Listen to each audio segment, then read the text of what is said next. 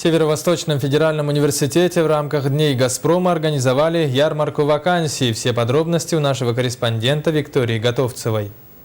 Участниками ярмарки вакансий стали 4 дочерние общества «Газпрома» – «Газпром-Трансгаз Томск», «Газпром-Добыча Ноябрьск», «Газпром-Геологоразведка» и «Газпромбанк». Следует отметить, что сегодня «Газпром» начинает широко работать на территории республики, поэтому им нужны сотрудники, которые гарантированно смогут продвигать ход строительства масштабного газопровода «Сила Сибири». Как говорится, серьезные перспективы расширения и развития предприятия требуют столь же серьезного подхода к подбору кадрового состава. Именно поэтому компания делает ставку на профессионалов, и главный критерий в этом случае – наличие профильного образования.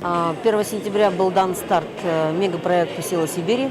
«Газпром-Трансгаз Томск», как вы знаете, является заказчиком данного проекта.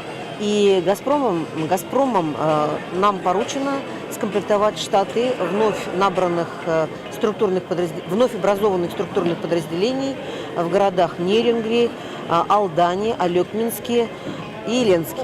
Мы берем ищущих, инициативных, поскольку это экспортный магистральный трубопровод, людей, владеющих иностранным языком.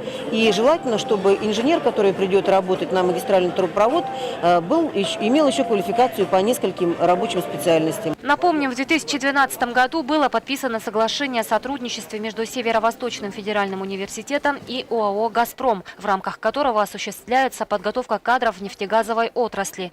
Ежегодно федеральный вуз обеспечивает «Газпром» высококвалифицированными кадрами. Ярмарка вакансий – это как одна из составляющих частей Дней «Газпрома». Это, значит, такая традиционная, одна из форм взаимодействия с образовательными учреждениями страны «Газпрома».